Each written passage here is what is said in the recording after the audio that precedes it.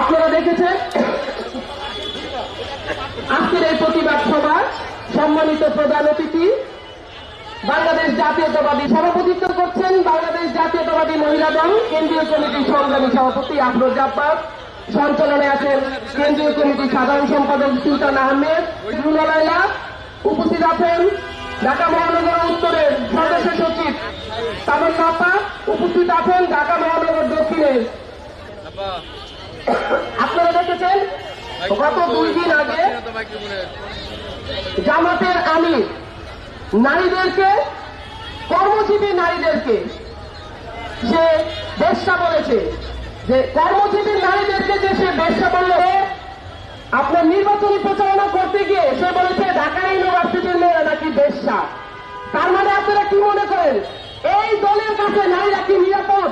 আপনারা কি মনে করছেন এই দলের কাছে নারীরা কখনো নিরাপদ হবে না?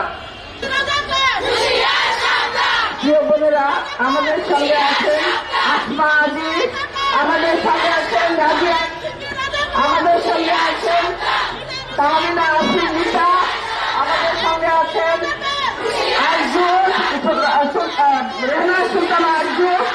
এখন প্রিয় বোনেরা বক্তব্য রাখবেন বেগম সেলিমা রহমান। উপস্থিত আছেন বিএনপির যুগ্ম মহাসচিব জনাব রুহুল কবির রিজভী আহমেদ। উপস্থিত আছেন